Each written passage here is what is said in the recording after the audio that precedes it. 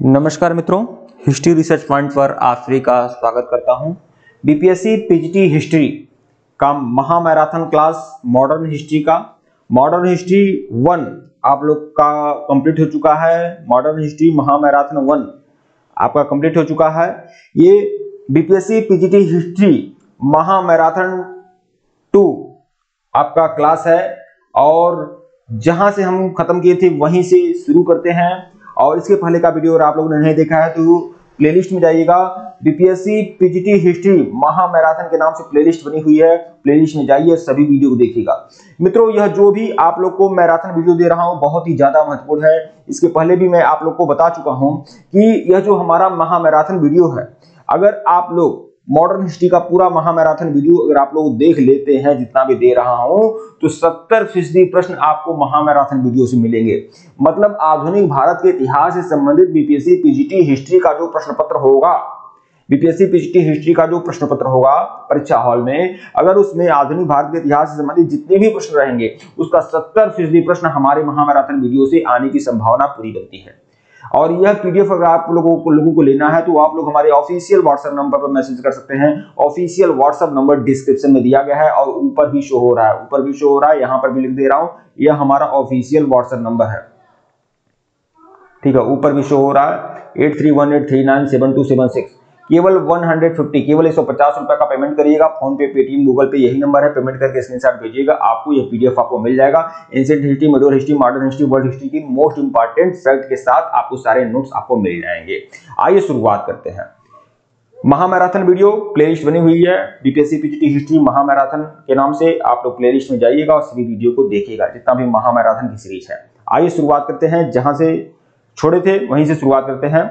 बंगाल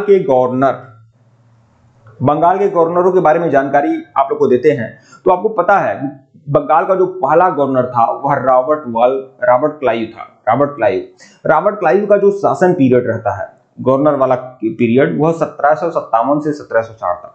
मतलब Robert Clive Bengal का governor बनता है 1757 से लेकर 1760 तक बंगाल का गवर्नर रहता है। और लॉर्ड क्लाइव का दूसरा जो पीरियड शुरुआत होता है गवर्नर का, वो 1765 से लेकर 1767 तक। मतलब 2 बार यह गवर्नर बनता है रॉबर्ट क्लाइव।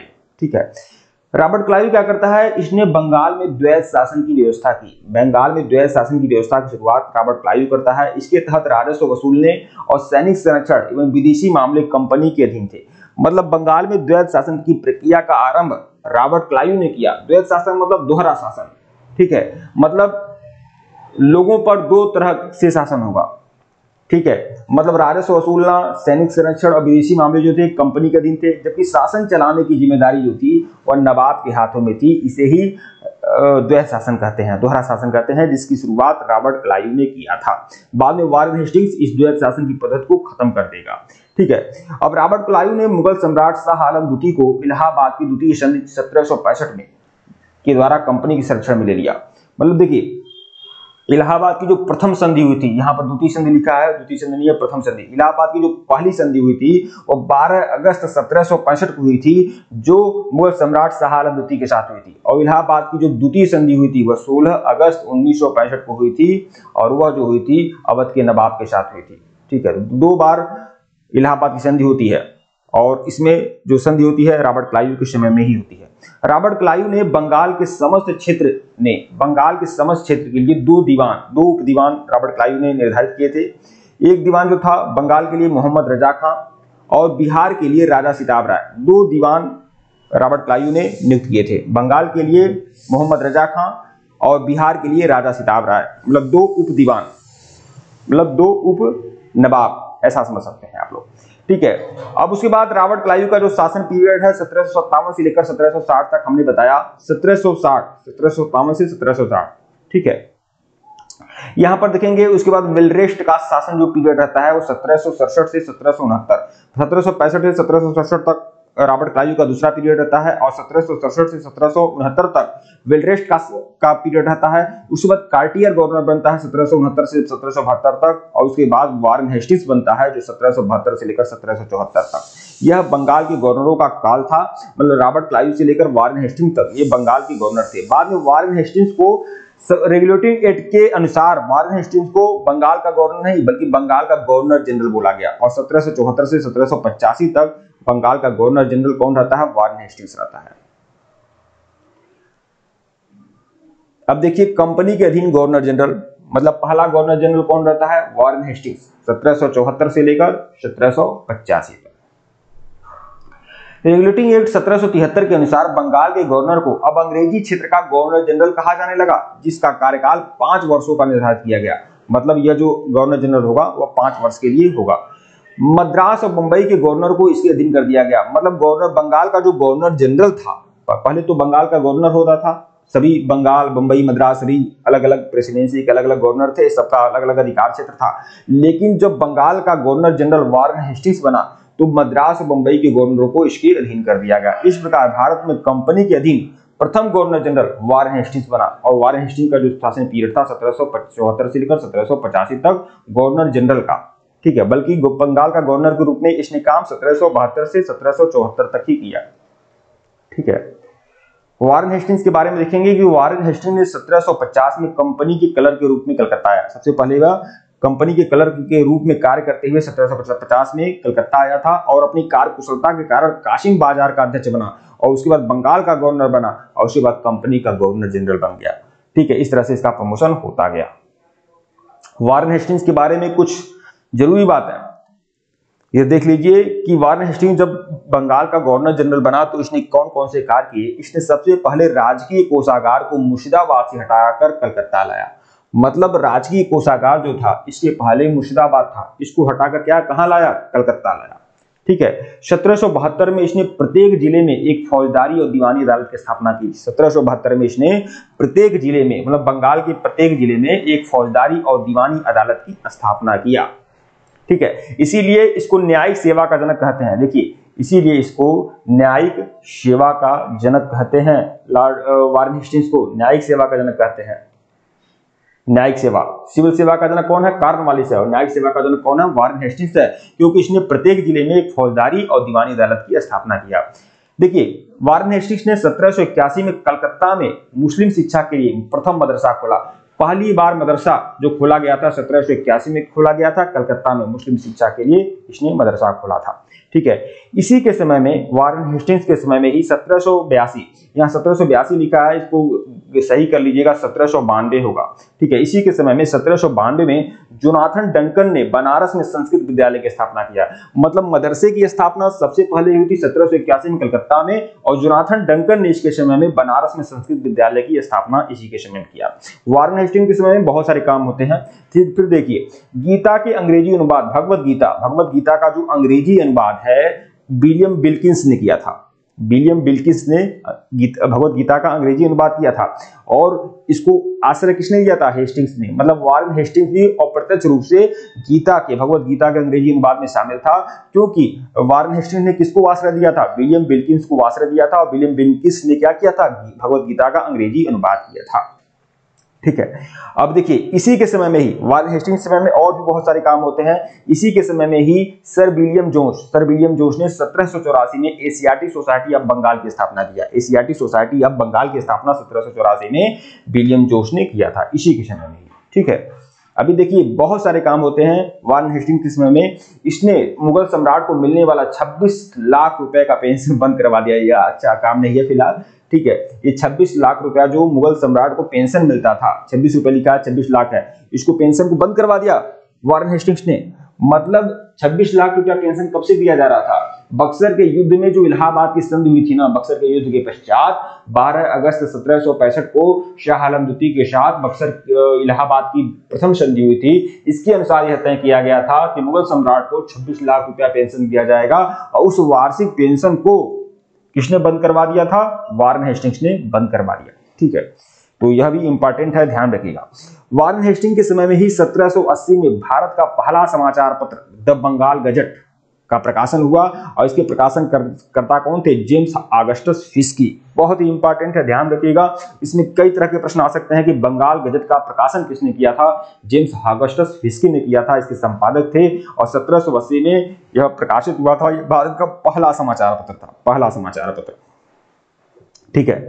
अब देखिए लॉर्ड कॉर्नवालिस के समय में और भी बहुत सारे काम होते हैं। एक भी क्वेश्चन अगर वारेन हेस्टिंग्स से संबंधित, मैं कॉर्नवालिस बोला हूं क्षमा करिएगा, अगर एक भी क्वेश्चन वारेन हेस्टिंग्स से संबंधित आ गया तो छूटेगा नहीं, यह दावा सिर्फ मैं कर सकता हूं। ठीक है। इसी के समय में रेगुलेटिंग एक्ट के तहत 1774 में कलकत्ता में एक उच्च न्यायालय की स्थापना की गई थी। कलकत्ता में उच्च न्यायालय की स्थापना इसी के समय में ही की गई थी, जिसका अधिकार क्षेत्र कलकत्ता तक था। ये जो कलकत्ता में सुप्रीम कोर्ट की स्थापना की गई थी, इसका अधिकार क्षेत्र कहां तक था? केवल कलकत्ता तक था। कलकत्ता के बाहर का मुकदमा तभी सुना जाता था जब दोनों पक्ष सहमत हों। ठीक है। आज हमारा जो सुप्रीम कोर्ट होता है वो पूरे देश में कहीं का मुकदमा सुन सकता है। ठीक है। लेकिन उस समय वहां पर जो सुप्रीम कोर्ट था वह कलकत्ता के बाहर का मुकदमा नहीं सुन सकता था। ठीक है। इसने देखिए वारेन हेस्टिंग्स ने एक गलत काम किया था। इसने बंगाली ब्राह्मण नंद कुमार को झूठा आरोप लगाकर न्यायालय से फांसी की सजा दिलवा दी। न्यायालय से फांसी की सजा दिलवा दिया था वारेन हेस्टिंग्स ने। नंद कुमार एक बंगाली ब्राह्मण था, उस पर झूठा आरोप लगाकर इसने फांसी की सजा दिलवा दी थी और इसीलिए इसको न्यायिक हत्या कहा गया। पहला न्यायिक हत्या की संज्ञा दिया गया इसको। जो नंद कुमार की हत्या इसने करवाई थी, फांसी की सजा दिलवाई। ठीक है। अब देखिए इसके समय में और भी कौन से काम होते हैं। तो प्रथम आंग्ल मराठा युद्ध इसके समय में होता है। पहला आंग्ल मराठा युद्ध जो हुआ था वो 1775 से 1782 के बीच में हुआ था। तो ये जो पहला आंग्ल मराठा युद्ध हुआ था वह वारेन हेस्टिंग्स की पीरियड में ही हुआ था। द्वितीय आंग्ल मैसूर युद्ध भी इसके समय में हुआ था। द्वितीय आंग्ल मैसूर युद्ध 1780 से 1784 के मध्य, ठीक है, इसी के समय में हुआ था। वारेन हेस्टिंग्स के समय में ही लड़े गए ये दो युद्ध, प्रथम आंग्ल मराठा युद्ध और द्वितीय आंग्ल मैसूर युद्ध, वारेन हेस्टिंग्स के समय में ही लड़े गए थे। प्रथम आंग्ल मराठा युद्ध जो है सालबाई की संधि के पश्चात समाप्त हुआ था। सालबाई की संधि हुई थी 1782 में। इसी युद्ध के पश्चात, इस संधि के पश्चात प्रथम आंग्ल मराठा युद्ध समाप्त हुआ था। और द्वितीय आंग्ल मैसूर युद्ध कैसे समाप्त हुआ था? मंगलौर की संधि से। हमने आपको बताया था द्वितीय आंग्ल मैसूर युद्ध कैसे समाप्त हुआ था? मंगलौर की संधि हुई थी 1784 में, इसके द्वारा यह युद्ध समाप्त हुआ था। अब वारेन हेस्टिंग्स के समय में बोर्ड ऑफ रेवेन्यू की स्थापना हुई थी। बोर्ड ऑफ रेवेन्यू, ठीक है, बोर्ड ऑफ रेवेन्यू की स्थापना हुई थी, जिसे घेरे की नीति कहते हैं, घेरे की नीति। ठीक है। बोर्ड ऑफ रेवेन्यू की स्थापना हुई थी वारेन हेस्टिंग्स के समय में ही। अब देखिए पिट्स इंडिया एक्ट की स्थापना, पिट्स इंडिया एक्ट भी इसी के समय में आया था 1784 में। देखिए पिट्स इंडिया एक्ट में कुछ ज्यादा नहीं था, रेगुलेटिंग एक्ट का थोड़ा विस्तार था पिट्स इंडिया एक्ट। तो पिट्स इंडिया एक्ट 1784 में आया था। ठीक है। पिट्स इंडिया एक्ट के विरोध में इस्तीफा देकर जब वारेन हेस्टिंग्स फरवरी 1785 में इंग्लैंड पहुंचा। अच्छा, पिट्स इंडिया एक्ट का विरोध कर रहा था वारेन हेस्टिंग्स, न जाने क्यों। तो 1785 में जब यह इंग्लैंड पहुंचा तो उसके द्वारा बर्क एक पार्लियामेंट का मेंबर था बर्क, तो उसने क्या किया? महाभियोग लगाया। किस पर? वारेन हेस्टिंग्स पर। बर्क ने महाभियोग लगाया था, परंतु 1795 में उसे क्या किया गया? आरोपों से मुक्त कर दिया गया। वारेन हेस्टिंग्स को आरोपों से मुक्त कर दिया गया महाभियोग लगाने के बाद भी 1795 में, मतलब 10 साल लग गया। ठीक है। अब देखिए केवल 1 साल के लिए गवर्नर जनरल बनता है सर जॉन मैकफरसन। 1 साल के लिए बनता है गवर्नर जनरल 1785 से 86। इसे अस्थायी गवर्नर जनरल नियुक्त किया गया था। इसे टेम्परेरी गवर्नर जनरल नियुक्त किया गया था सर जॉन मैकफरसन को। ठीक है। और उसके बाद जॉन मैकफरसन के बाद कौन गवर्नर जनरल बनता है? कॉर्नवालिस 1786 से लेकर 1793, और द्वितीय काल जो इसका प्रारंभ होता है 1805। ठीक है। 1805 कुछ महीने के लिए यह गवर्नर जनरल बनता है। 1786 से 93 तक यह गवर्नर जनरल रहता है, 2 बार गवर्नर जनरल बनता है। ठीक है। लॉर्ड कॉर्नवालिस के समय में भी बहुत सारे काम होते हैं जिसे आपको अच्छे से देखना होगा। इसके समय में जिले के समस्त अधिकार कलेक्टर के हाथ में दे दिए गए थे। ठीक है। जिले के जो समस्त अधिकार, जिले का जो पूरा, इसीलिए इसके समय में कलेक्टर कहा गया। कलेक्टर मतलब कलेक्टर जो शब्द होता है कलेक्ट करना, मतलब राजस्व को का संग्रह करना। ठीक है। यह काम कलेक्टर का हो गया, तभी से यह शब्द आया था कलेक्टर। ठीक है। जो कलेक्ट करता हो, राजस्व का संग्रह करता हो। ठीक है। तो उसके समय में जिले के समस्त अधिकार कलेक्टर के हाथों में दे दिए गए थे कॉर्नवालिस के समय में। और उसने भारतीय न्यायाधीशों से युक्त जिला फौजदारी अदालतों को समाप्त कर, देखिए हमने आपको बताया कि वारेन हेस्टिंग्स को न्यायिक सेवा का जनक कहते हैं। इसने प्रत्येक जिले में फौजदारी और दीवानी अदालत की स्थापना किया था वारेन हेस्टिंग्स ने। अब इसने कॉर्नवालिस ने क्या परिवर्तन कर दिया? इसने भारतीय न्यायाधीशों से युक्त जिला फौजदारी अदालतों को समाप्त करके इसके स्थान पर 4 भ्रमण करने वाली अदालतें, मतलब कॉर्नवालिस ने 4 भ्रमण करने वाली अदालतें स्थापित की थी। 3 बंगाल के लिए और 1 बिहार के लिए। 3 बंगाल के लिए और 1 बिहार के लिए भ्रमण करने वाली अदालतें स्थापित किसने किया था? कॉर्नवालिस ने किया था। और जिला फौजदारी अदालतों को समाप्त कर दिया। ठीक है, कॉर्नवालिस ने और काम क्या किया? 1793 में इसने कॉर्नवालिस कोड का निर्माण किया। कॉर्नवालिस संहिता 1793 में आया था। ठीक है, जो शक्तियों के पृथक्करण सिद्धांत पर आधारित था। अब कॉर्नवालिस के द्वारा और भी बहुत सारे काम किए गए थे। पुलिस कर्मचारियों के वेतन में वृद्धि के साथ ही पुलिस कर्मचारियों के वेतन में वृद्धि कर दी गई। साथ ही ग्रामीण क्षेत्रों में पुलिस अधिकार प्राप्त जमींदारों को इस अधिकार से वंचित कर दिया गया। मतलब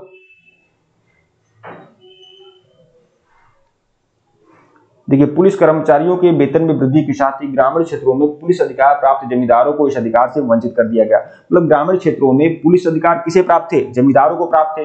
जमींदारों के पास पुलिस अधिकार थे कि वह न्याय कर सकते थे, पंचायत कर सकते थे, कोई फैसला ले सकते थे। तो ये क्या किया कॉर्नवालिस ने? पुलिस कर्मचारियों के वेतन में वृद्धि कर दिया और ग्रामीण क्षेत्रों में जो पुलिस अधिकार प्राप्त जमींदार थे उनको इस अधिकार से वंचित कर दिया।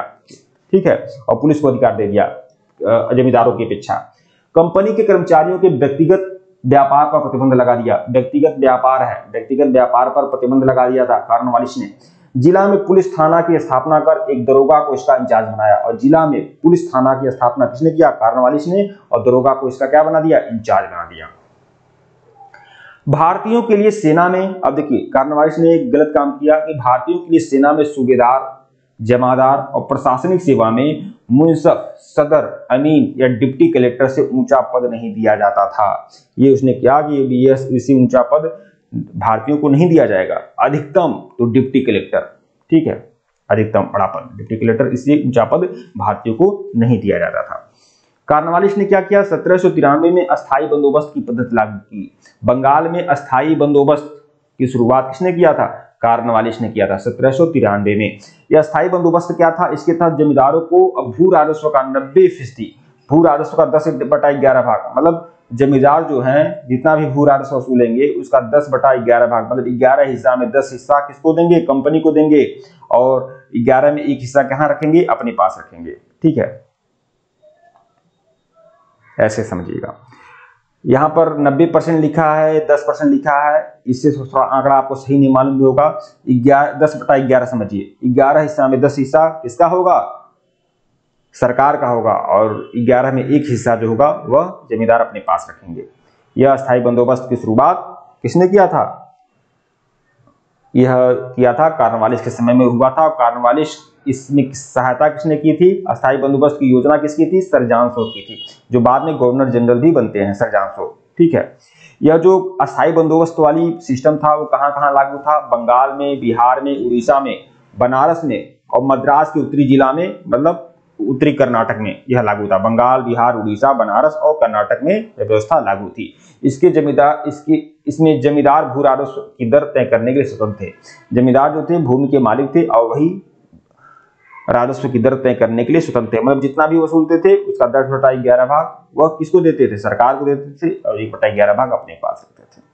कॉर्नवालिस को भारत में नागरिक सेवा का जनक, हाँ हमने अब आप देखिए सिविल सेवा या नागरिक सेवा का जनक कौन है? कॉर्नवालिस है। न्यायिक सेवा का जनक कौन है? वारेन हेस्टिंग्स है। अब देखिए, सर जॉन शॉ अस्थायी बंदोबस्त की योजना सर जॉन शॉ ने बनाई थी, लेकिन यह लागू किसने कब हुआ था? जब कॉर्नवालिस गवर्नर जनरल थे। ठीक है, सहयोग किए थे सर जॉन शॉ। अब यही जॉन शॉ को यहाँ प्रमोट कर दिया गया। अब अगले जो गवर्नर जनरल बनते हैं सर जॉन शॉ बनते हैं। सर जॉन शॉ का जो पीरियड रहता है वो 1793 से 1798 के बीच में रहता है। सर जॉन शॉ ने क्या किया? इन्होंने अहस्तक्षेप की नीति अपनाया। अहस्तक्षेप मतलब इन्होंने कोई भी लड़ाई भिड़ाई झगड़ा नहीं किया। न मराठों से किया, न निजाम से किया, न मैसूर के साथ किया, न अफगानों से किया। किसी प्रकार की कोई लड़ाई भिड़ाई नहीं किया, मतलब किसी के कार्यों में कोई हस्तक्षेप नहीं किया। तो इन्होंने क्या किया? इन्होंने अहस्तक्षेप की नीति अपनाई थी। और 1793 से लेकर 1798 तक यह गवर्नर जनरल थे। और उसके बाद कौन गवर्नर जनरल बनता है? लॉर्ड वेलेस्ली बनता है 1798 से लेकर 1805। और लॉर्ड वेलेस्ली आते ही सहायक संधि लागू करता है। ठीक है,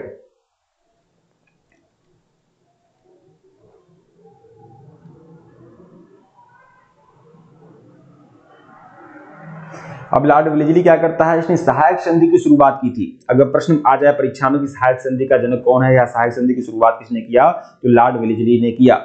भारत में सहायक संधि का प्रयोग वेलेजली से पूर्व किसने किया था? डुप्ले ने किया। यह भी इंपॉर्टेंट है, ध्यान रखिएगा। सहायक संधि करने वाले राज्य कौन थे और सहायक संधि स्वीकार करने वाले राज्य कौन थे? क्रम ध्यान रखिएगा। हैदराबाद ने सबसे पहले सहायक संधि को स्वीकार किया था 1798 में, ध्यान रखिएगा। उसके बाद मैसूर ने 1799 में, तंजौर भी 1799 में, अवध 1801 में सहायक संधि स्वीकार करता है, पेशवा 1801 में, बतर और भोसले कौन 1803 में, सिंधिया 1804 में। अब अन्य सहायक संधि स्वीकार करने वाले राज्य कौन थे? जोधपुर, जयपुर, मछली, बूंदी और भरतपुर। ठीक है, इनमें सबसे पहले स्वीकार करने वाला कौन था राज्य? हैदराबाद 1798 में। ठीक है, लॉर्ड वेलेजली के समय में ही टीपू सुल्तान चौथे आंग्ल मैसूर युद्ध में मारा गया। चौथा जो आंग्ल मैसूर युद्ध हुआ था 1799 में हुआ था। मतलब जो सहायक संधि मैसूर का जो टीपू सुल्तान था उसने स्वीकार नहीं किया, इसीलिए चौथा आंग्ल मैसूर युद्ध हुआ और इसमें टीपू सुल्तान मारा गया।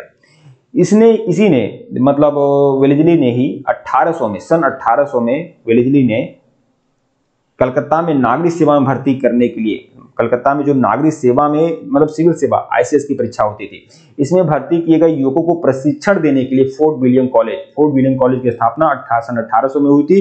कहाँ हुई थी? कलकत्ता में हुई थी, कलकत्ता में हुई थी।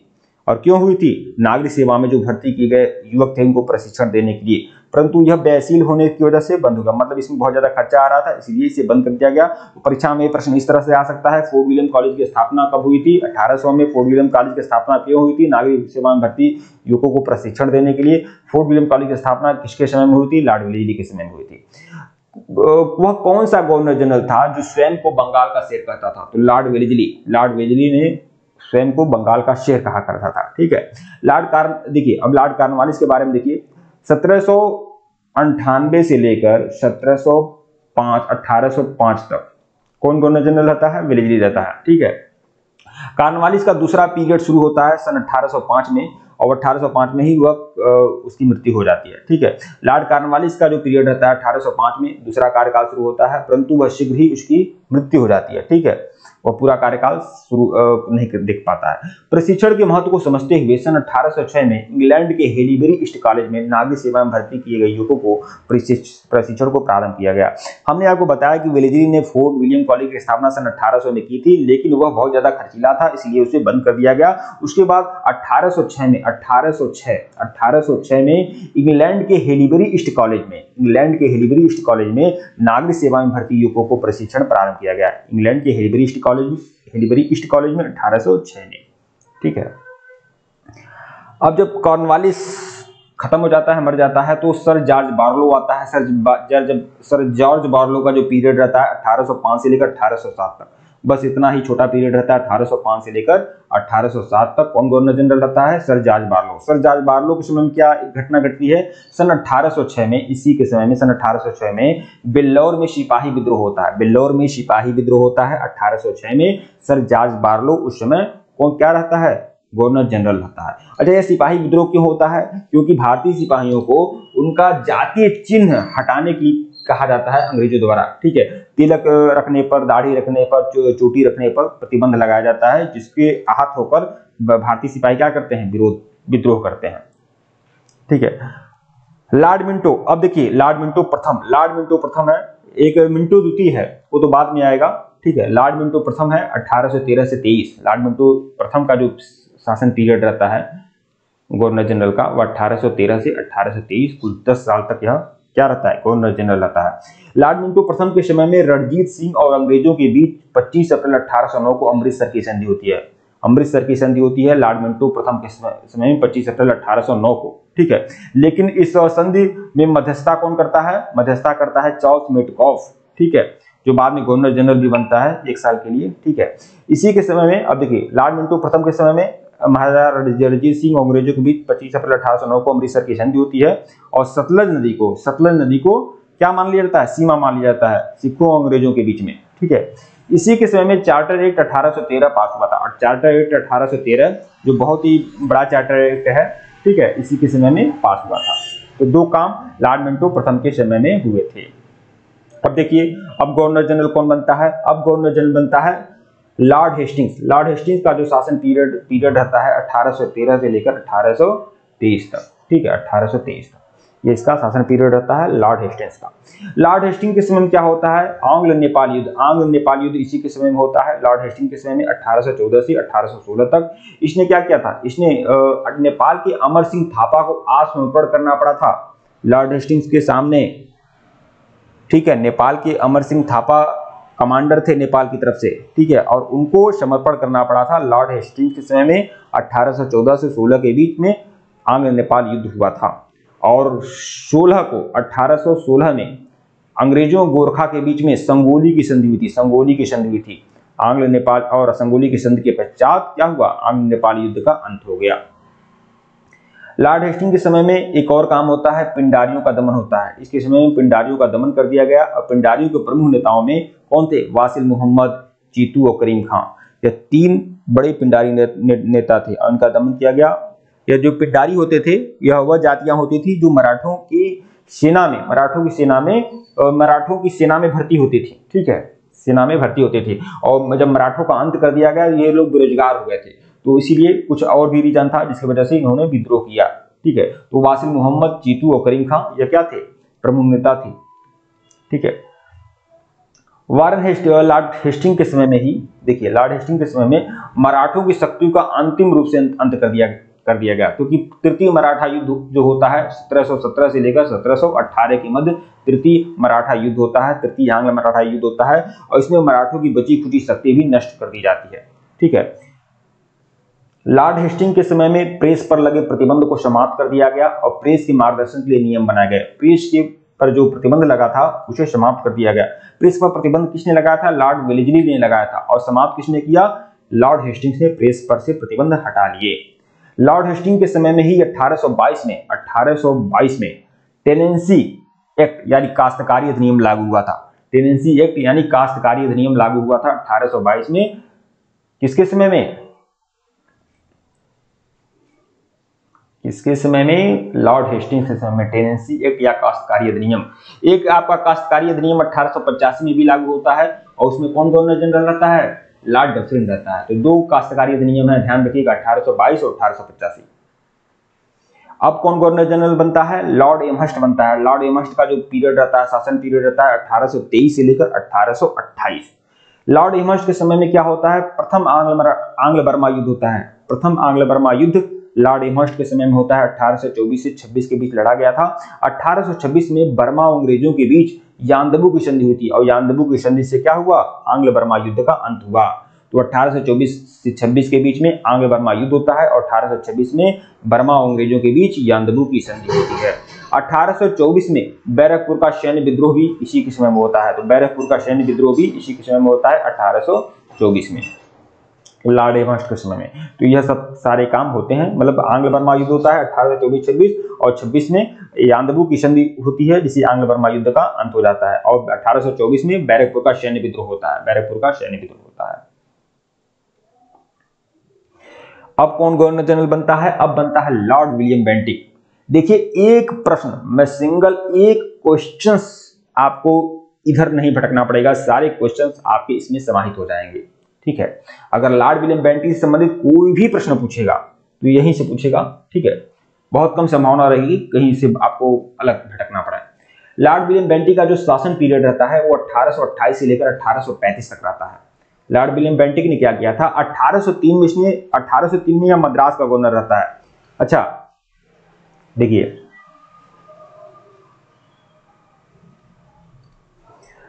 लॉर्ड विलियम बेंटिक का जो शासन पीरियड रहता है 1828 से 1835। देखिए, गवर्नर जनरल रहता है लॉर्ड विलियम बेंटिक, लेकिन ये शुरुआत में गवर्नर रहता है कहाँ का, मद्रास का गवर्नर रहता है और 1803 में यह मद्रास का क्या रहता है, गवर्नर रहता है। और इसी के समय में 1806 में क्या होता है, बिल्लौर का सैन्य विद्रोह। बिल्लौर का जो सैन्य विद्रोह होता है मद्रास में ही होता है 1806 में, जिसके बारे में जानकारी आप लोग को दिया हूं। उसमें मद्रास का गवर्नर कौन रहता है, लॉर्ड विलियम बेंटिक रहता है। तो 1803 में यह मद्रास का गवर्नर था और इसी के समय में 1806 में माथे पर जाति चिन्ह न लगाने और कानों में बालियां न पहनने पर बिल्लौर के सैनिकों ने विद्रोह कर दिया था। ठीक है, 1833 में, अब देखिए लॉर्ड विलियम बेंटिक के समय में 1833 में चार्टर एक्ट द्वारा बंगाल के गवर्नर जनरल को भारत का गवर्नर जनरल बना दिया गया। अब देखिए, अब तक तो मैं बंगाल का गवर्नर जनरल के बारे में बता रहा हूं आपको, लेकिन 1833 का जब चार्टर एक्ट आया तो बंगाल के गवर्नर जनरल को अब भारत का गवर्नर जनरल कहा जाने लगा। ठीक है, तो भारत का पहला गवर्नर जनरल कौन था? Lord William Bentinck. और बंगाल का पहला गवर्नर जनरल कौन था? Warren Hastings. ये बातें मत भूलिएगा। ठीक है, तो 1833 में चार्टर एक्ट द्वारा बंगाल के गवर्नर जनरल को भारत का गवर्नर जनरल बना दिया गया। इस प्रकार भारत का पहला गवर्नर जनरल कौन था? लॉर्ड विलियम बेंटिक था। राजा राम मोहन राय के सहयोग से लॉर्ड विलियम बेंटिक ने 1829 में सती प्रथा को समाप्त कर दिया। बेंटिक ने इस प्रथा के खिलाफ कानून बनाकर 1829 में धारा 17 के द्वारा विधवाओं के सती होने पर अवैध घोषित किया गया। देखिए 1829 की का जो एक्ट है वो धारा 17 है, ध्यान रखिएगा, धारा 17 है, 17 मत भूलिएगा। ठीक है, लॉर्ड विलियम बेंटिक ने कर्नल स्लीमन की सहायता से 1830 में ठगी प्रथा को समाप्त किया। लॉर्ड विलियम बेंटिक के समय में ही 1830 में ठगी प्रथा का समापन हुआ और इसमें महत्वपूर्ण भूमिका किसकी थी? कर्नल स्लीमन की थी। ठीक है, लॉर्ड विलियम बेंटिक के समय में ही 1835 में कलकत्ता मेडिकल कॉलेज की स्थापना की गई। बहुत ही ज्यादा महत्वपूर्ण है कलकत्ता मेडिकल कॉलेज। ठीक है, यह बिहार स्टेट में यह क्वेश्चन पूछा था, ध्यान रखिएगा, कलकत्ता मेडिकल कॉलेज का। इसी के समय में मैकाले की अनुशंसा पर, लॉर्ड विलियम बेंटिक के समय में ही मैकाले की अनुशंसा पर, मतलब मैकाले की सिफारिश पर अंग्रेजी को शिक्षा का माध्यम बनाया। लॉर्ड मैकाले की सिफारिश पर अंग्रेजी को शिक्षा का माध्यम बनाया गया था। और उस समय कौन गवर्नर जनरल था? लॉर्ड विलियम बेंटिक था। मैकाले द्वारा कानून का वर्गीकरण भी किया गया। मतलब यह जो गवर्नर जनरल का विधि आयोग होता है, विधि आयोग का क्या था? अध्यक्ष था ये विधि आयोग का क्या था? अध्यक्ष था। कौन? Lord Macaulay. Lord William Bentinck ने 1831 में, अब देखिए लॉर्ड विलियम बेंटिक हड़पता है किसको? मैसूर को। अब सहायक संधि के अनुसार मैसूर को वुडियार वंश के शासकों को दे दिया गया था, वुडियार वंश के उत्तराधिकारी को दे दिया गया। टीपू सुल्तान मार दिया गया और वुडियार वंश के जो दुधमुहा बालक था उसके नाम से शासन किया जाने लगा। मतलब वुडियार वंश के जो शासक थे उनको दे दिया गया मैसूर। लेकिन उस मैसूर को, वह मैसूर जो सहायक संधि को स्वीकार किया था, उसको लॉर्ड विलियम बेंटिक हड़प लिया। ठीक है, 1831 में उसने क्या किया? मैसूर का अधिग्रहण कर लिया और 1834 में उसने कुर्ग एवं मध्यचेर को हड़प लिया। तो 1834 में कुर्ग को हड़प लिया और 1834 में मैसूर को भी हड़प लिया। लॉर्ड विलियम बेंटिक ने और कई कार्य किए। इसने भारतीयों को उत्तरदायी पदों पर नियुक्त किया, मतलब बड़े बड़े पदों पर नियुक्त किया था लॉर्ड विलियम बेंटिक ने। लॉर्ड विलियम बेंटिक ने शिशु बालिका की हत्या पर प्रतिबंध लगा दिया। मतलब कई सारे काम किए, ठगी प्रथा का अंत किया, सती प्रथा का अंत किया और शिशु बालिका की हत्या पर भी प्रतिबंध लगाया था लॉर्ड विलियम बेंटिक ने। यहाँ पर नोट करके एक चीजें मैं यहाँ पर स्पष्ट कर दिया हूं कि लॉर्ड विलियम बेंटिक से पहले अकबर और मराठा पेशवाओं ने भी सती प्रथा पर रोक लगाने का प्रयास किया। ठीक है, अब कौन गवर्नर जनरल बनता है? अब गवर्नर जनरल बनता है चार्ल्स मेटकाफ। यह वही चार्ल्स मेटकाफ है जो 25 अप्रैल 1809 को अमृतसर की संधि पर हस्ताक्षर करता है और ये जो संधि होती है अंग्रेजों और महाराजा रणजीत सिंह के बीच में होती है। तो चार्ल्स मेटकाफ गवर्नर जनरल बनता है और इसका शासन पीरियड बहुत ज्यादा नहीं चलता है, केवल 1 साल का शासन पीरियड रहता है। चार्ल्स मेटकाफ क्या करता है? यह अपने 1 वर्ष के कार्यकाल में प्रेस पर से नियंत्रण हटा देता है, प्रेस पर से पूरी तरह से नियंत्रण हटा लेता है चार्ल्स मेटकाफ। और इसीलिए इसको क्या बोलते हैं? भारतीय प्रेस का मुक्तिदाता। ध्यान रखिएगा, भारतीय प्रेस का मुक्तिदाता कहते हैं चार्ल्स मेटकाफ को। ठीक है, अब गवर्नर जनरल बनता है लॉर्ड ऑकलैंड। लॉर्ड ऑकलैंड का जो शासन पीरियड रहता है 1836 से लेकर 1842 तक। यह क्या रहता है? भारत का गवर्नर जनरल रहता है 1836 से लेकर 42 तक। लॉर्ड ऑकलैंड के समय में क्या होता? एक महत्वपूर्ण घटना होती है, प्रथम आंग्ल अफगान युद्ध। देखिए, पहला आंग्ल अफगान युद्ध होता है 1839 से 42 के बीच में, 1839 से 42 के बीच में। और इसके ठीक 40 साल बाद 1880 करीब आपको कौन सा होता है? द्वितीय आंग्ल अफगान युद्ध होता है। पहला आंग्ल अफगान युद्ध 1839 से 42 और द्वितीय आंग्ल अफगान युद्ध जो है 1879-80 में। ठीक है, आगे बताऊंगा, मतलब 40 साल का गैप है, तो आप लोग को अच्छे तरीके से आप समझ जाएंगे।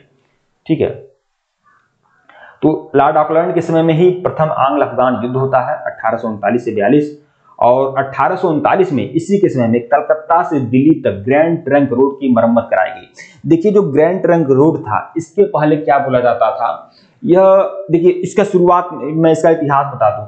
यह जो ग्रैंड ट्रंक रोड है इसे क्या बोला जाता था? उत्तरा पथ बोला जाता था। उत्तरा पथ से सोनार गांव, मतलब तक्षशिला से लेकर सोनारगांव बंगाल तक यह जो सड़क किसने बनवाया था? यह सड़क बनवाया था चंद्रगुप्त मौर्य ने। चंद्रगुप्त मौर्य ने, जो कहां से कहां तक था? तक्षशिला से लेकर सोनारगांव तक। ठीक है। अब इसी सड़क को मध्यकाल में शेरशाह सूरी ने उसकी मरम्मत करवाई और उसको और विकसित किया। इसको शेरशाह सूरी ने क्या कहा? सड़क-ए-आजम, सड़क-ए-आजम कहा।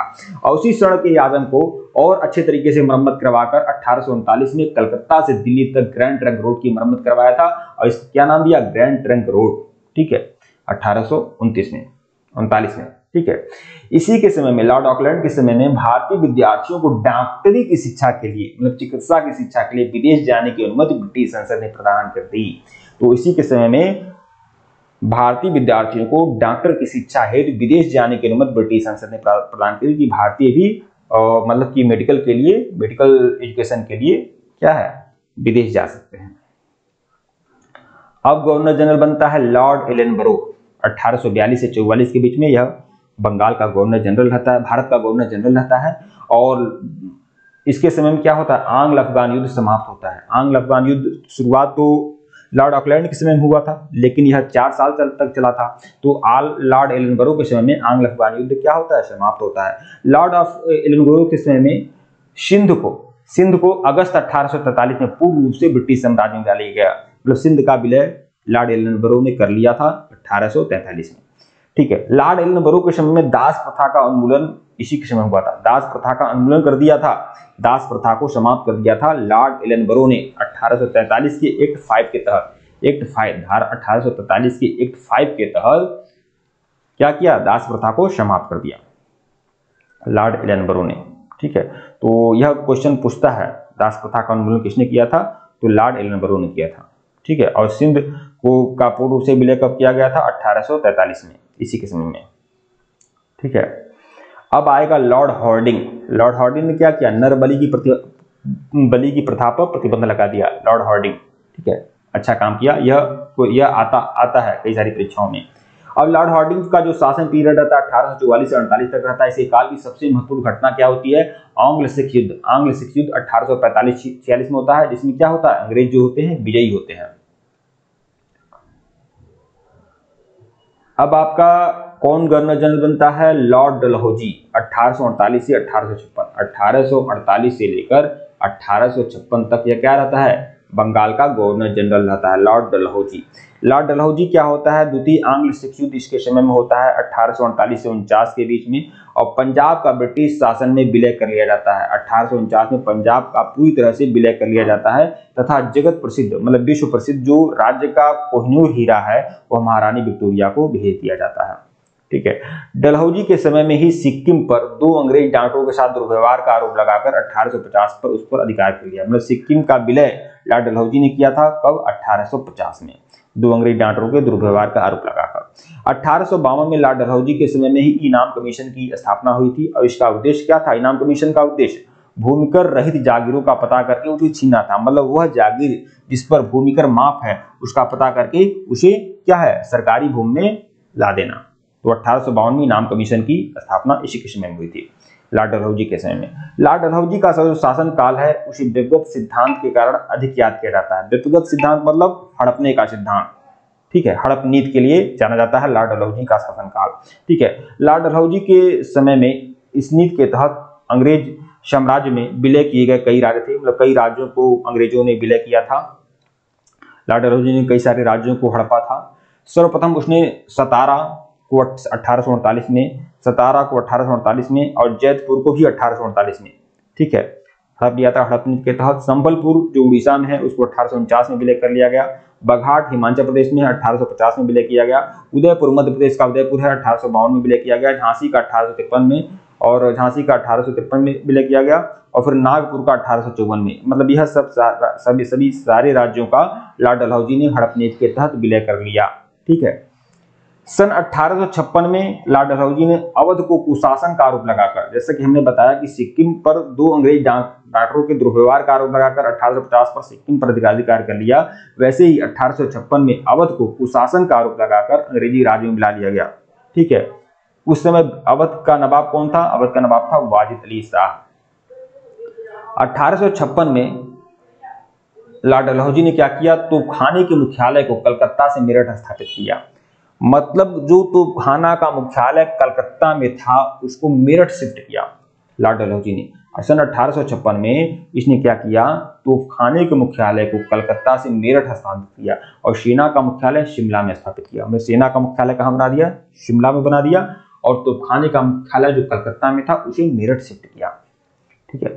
लॉर्ड डलहौजी के समय में शिक्षा संबंधी सुधारों में, लॉर्ड डलहौजी के समय में शिक्षा संबंधी सुधारों में 1854 में वुड डिस्पैच को लागू किया गया। वुड डिस्पैच को लागू किया गया था 1854 में। ठीक है। इसके अनुसार जिलों में एंग्लो वर्नाकुलर स्कूल, प्रमुख नगरों में सरकारी कॉलेजों, और 1857 में देखिए वर्नाकुलर जो इसके समय में क्या हुआ था, प्रत्येक जिलों में एंग्लो वर्नाकुलर स्कूल, ठीक है, खोले गए थे और कई सारे सरकारी कॉलेज खोले गए थे। लेकिन सबसे महत्वपूर्ण काम जो इसके समय में हुआ था वो बुक डिस्पैच आया था। बुक डिस्पैच कब आया था, 1854 में आया था बुक डिस्पैच। बुक डिस्पैच क्या था, मतलब शिक्षा संबंधी सुधारों के लिए यह आयोग था जो 1854 में आया था।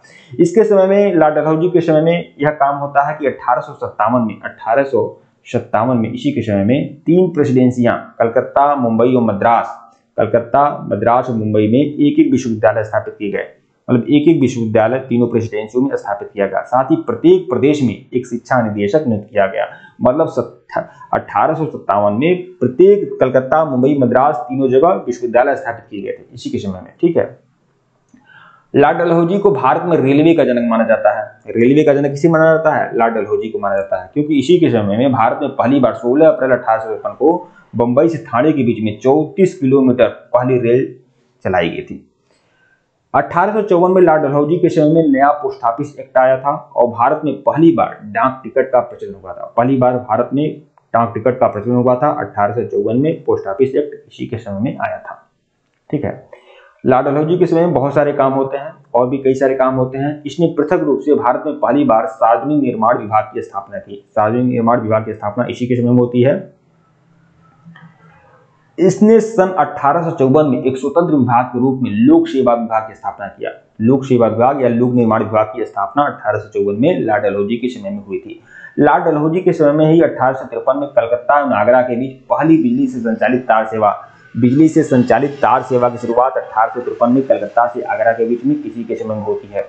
और उसने शिमला को ग्रीष्मकालीन राजधानी बनाया। शिमला को क्या बना दिया, शिमला को ग्रीष्मकालीन राजधानी इसी के समय में बनाया गया। ठीक है। 1853 के चार्टर एक्ट के द्वारा कंपनी के संचालक मंडल से कंपनी के प्रशासनिक अधिकारियों की नियुक्ति का अधिकार वापस ले लिया गया। अच्छा, 1853 का जो चार्टर एक्ट था इसमें कंपनी के संचालक मंडल के पास यह अधिकार था कि कंपनी के प्रशासनिक अधिकारियों की नियुक्ति कर सकें, और यह अधिकार क्या है, वापस ले लिया गया कंपनी से। 1853 से ही अधिकारियों की नियुक्ति के लिए प्रतियोगी परीक्षा की व्यवस्था की गई। देखिए प्रतियोगी परीक्षा की व्यवस्था कब की गई थी, 1853 के चार्टर एक्ट में प्रतियोगी परीक्षा की व्यवस्था की गई थी और यह बहुत इंपॉर्टेंट है, ध्यान रखिएगा। और इसकी उम्र सीमा क्या निर्धारित की गई थी प्रतियोगी परीक्षा के लिए, 18 से 23 साल। ठीक है। डलहौजी ने नरबली प्रथा को रोकने का भी प्रयास किया। देखिए नरबली प्रथा पर सबसे पहले प्रतिबंध कौन लगा दिया था, लॉर्ड हार्डिंग ने लगाया था। लॉर्ड डलहौजी ने भी इस पर प्रतिबंध लगाने का प्रयास किया, रोकने का प्रयास किया। ठीक है।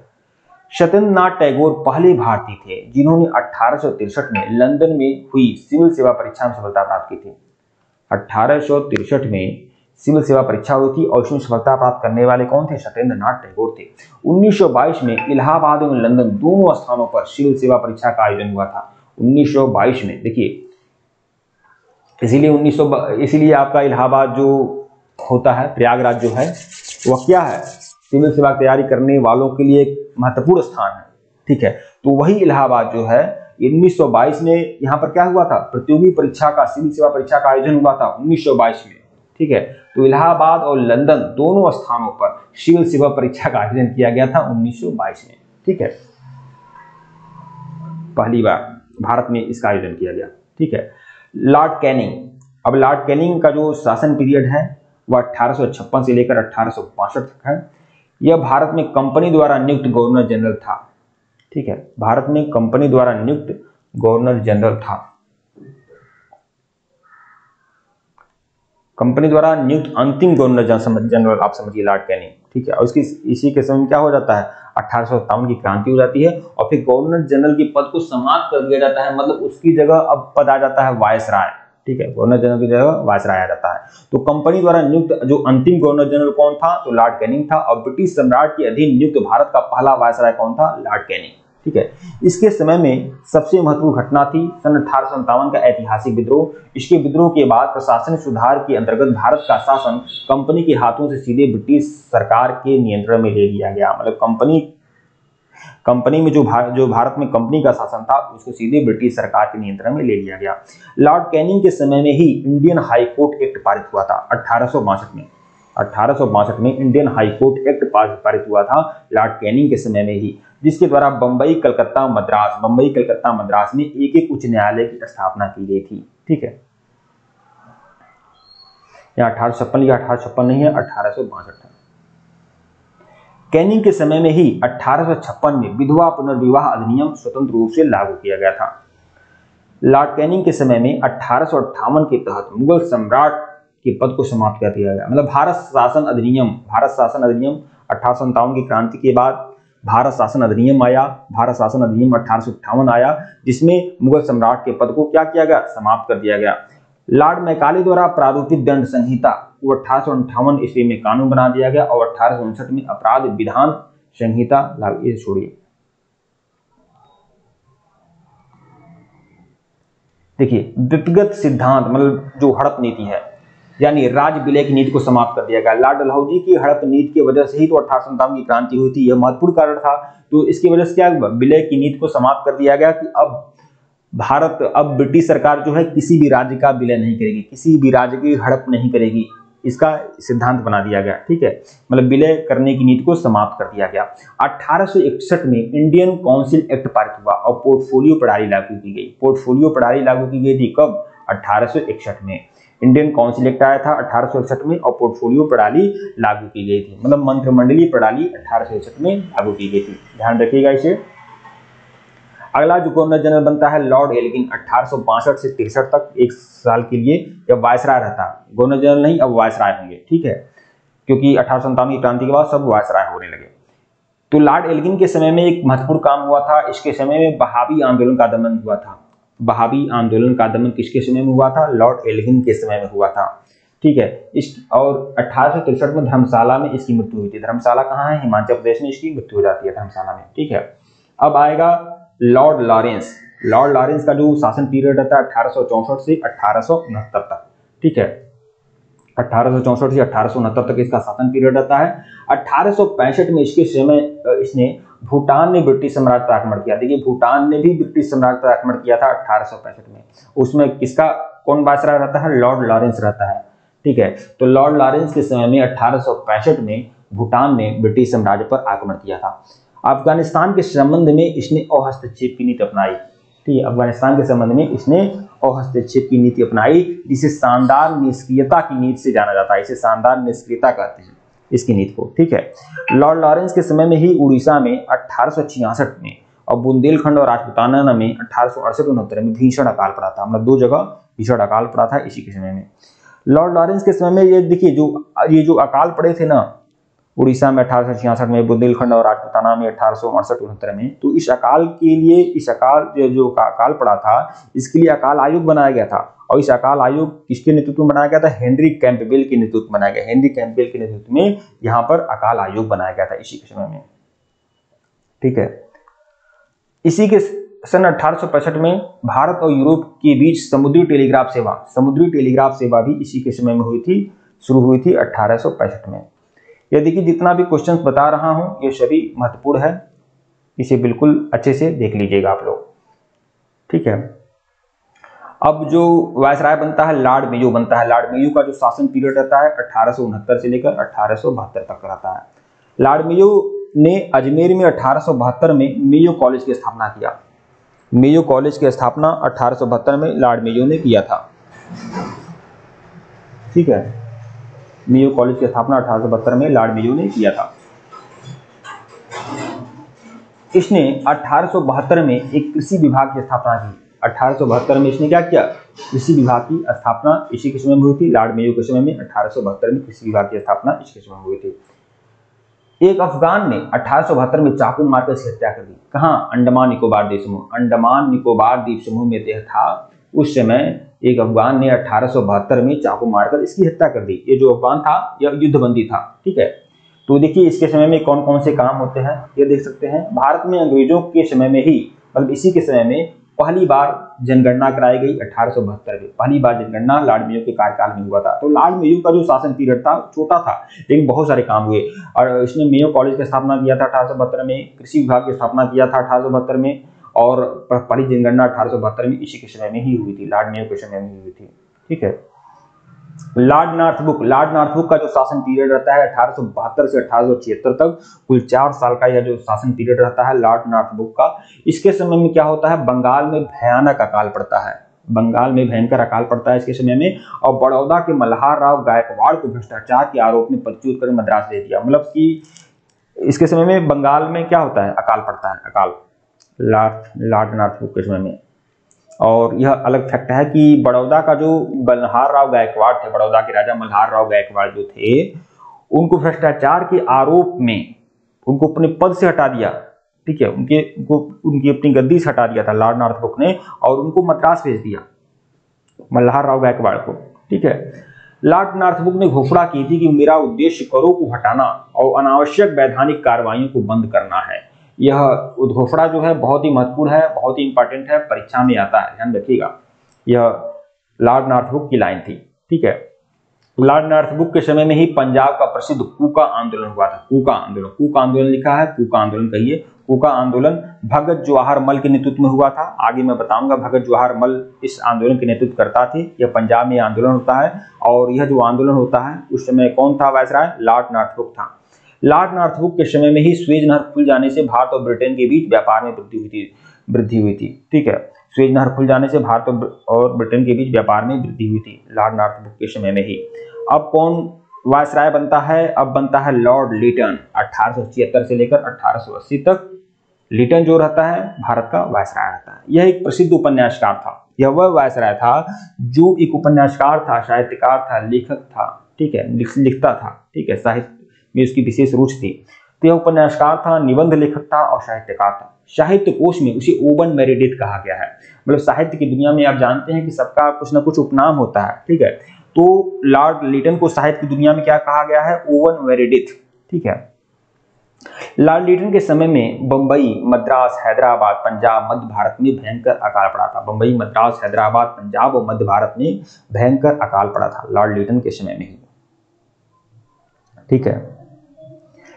और लिटन ने रिचर्ड स्ट्रेची की अध्यक्षता में, जब अकाल पड़ता है तो भाई अकाल आयोग बनाया गया लॉर्ड लिटन के समय में। तो लॉर्ड लिटन के समय में रिचर्ड स्ट्रेची की अध्यक्षता में एक अकाल आयोग की स्थापना भी लॉर्ड लिटन के समय में हुई थी।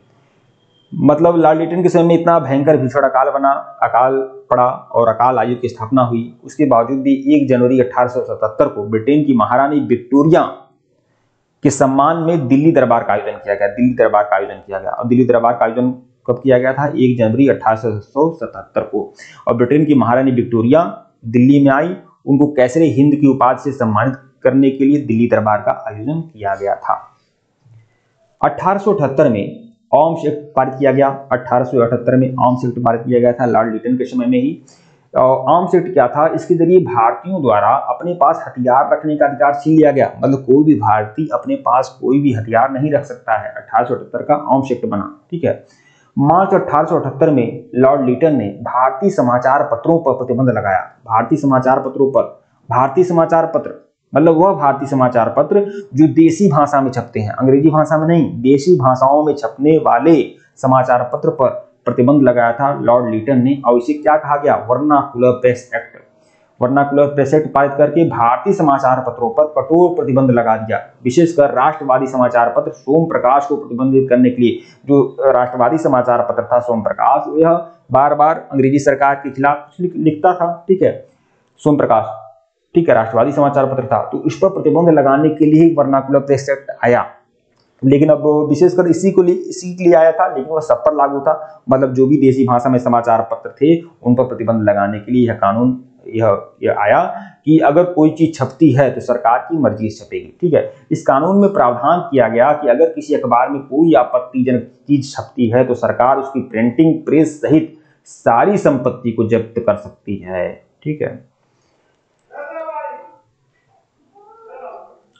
लॉर्ड लीटन के समय में ही 1878 में भारतीय शस्त्र अधिनियम पारित हुआ। ठीक है। भारतीय शस्त्र अधिनियम मतलब आर्म्स एक्ट की बात की जा रही है। इसके तहत शस्त्र रखने और व्यापार करने के लिए लाइसेंस अनिवार्य कर दिया गया। मतलब शस्त्र रखने और शस्त्र का व्यापार करने के लिए लाइसेंस जरूरी हो गया था। 1878 में यह आर्म्स एक्ट आया था। अच्छा, लॉर्ड लीटन के समय में ही एक बहुत गलत काम हुआ था कि सिविल सेवा परीक्षा की जो आयु थी 18 से 23 साल थी। तो लॉर्ड लीटन ने क्या किया कि सिविल सेवा परीक्षाओं में प्रवेश की जो अधिकतम आयु क्या कर दी, 19 कर दी। मतलब इसे 18 से 19 कर दी। ठीक है। अब इससे क्या हुआ कि भारतीय लोगों को बहुत प्रॉब्लम होने लगी, परेशानी होने लगी। तो उसने क्या किया, सिविल सेवा परीक्षा की आयु को घटा दिया। ठीक है।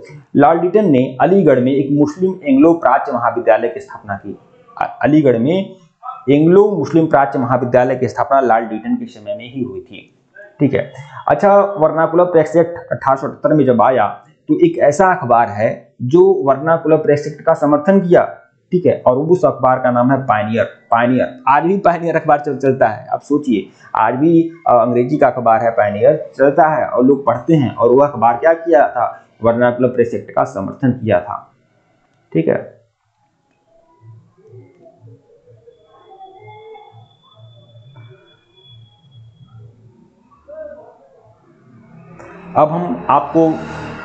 अब कौन वायसराय रहा है, लॉर्ड रिपन का जो शासन पीरियड रहता है 1880 से लेकर रहता है 1884। लॉर्ड रिपन बहुत ही ज्यादा चर्चित, बहुत ही ज्यादा विख्यात वायसराय रहे हैं और इनको बहुत सम्मान के नजरिए से देखा जाता है। लॉर्ड रिपन को सज्जन रिपन कहा जाता है। मतलब भारतीय लोग उन्हें सज्जन रिपन कहते थे क्योंकि कई सारे काम इन्होंने भारतीयों के हित में किया था। लॉर्ड रिपन ने सर्वप्रथम समाचार पत्रों की स्वतंत्रता को बहाल करते हुए 1882 में वर्नाकुलर प्रेस एक्ट को समाप्त कर दिया। 1800 जो वर्नाकुलर प्रेस एक्ट लगा था, भारतीय भाषाओं में छपे हुए समाचार पत्रों पर प्रतिबंध लगाया था लॉर्ड लीटन ने। रिपन महोदय आए तो 1882 में इन्होंने क्या किया, वर्नाकुलर प्रेस एक्ट को समाप्त कर दिया। तो अच्छा काम किया। इसके अलावा और भी अच्छे काम किए। इन्होंने सिविल सेवा परीक्षा की प्रवेश की आयु जो लॉर्ड लीटन ने घटा दी थी उसको बढ़ा दिया। इन्होंने कह दिया नहीं 19 वर्ष से बढ़ाकर उन्होंने क्या कर दिया, 21 वर्ष कर दिया। लॉर्ड रिपन के समय में ही स्थानीय स्वशासन की शुरुआत की गई थी। लॉर्ड रिपन के समय में ही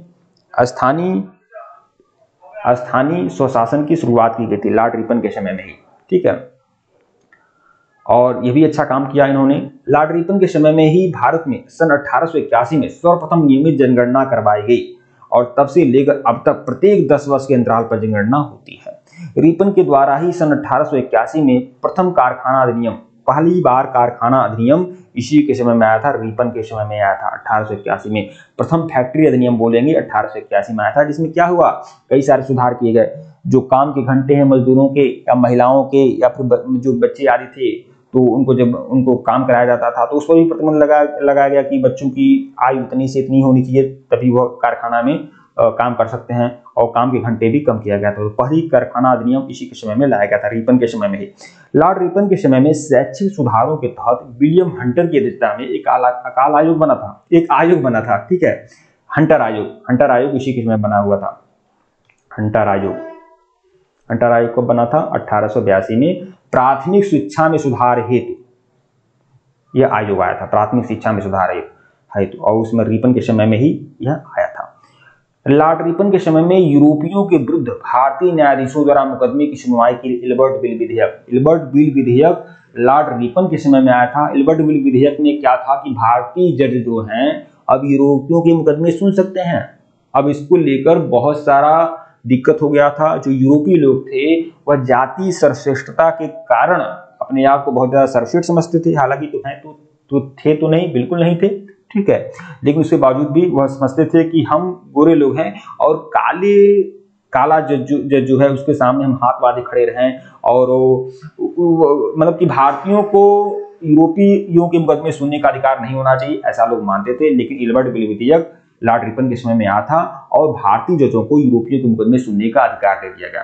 अब भारतीय जो यूरोपीय लोग थे बहुत ज्यादा नाराज हो गए और उसके बाद उन्होंने विद्रोह कर दिया। तो यूरोपियों के द्वारा किया गया विद्रोह क्या कहा गया, श्वेत विद्रोह कहा गया।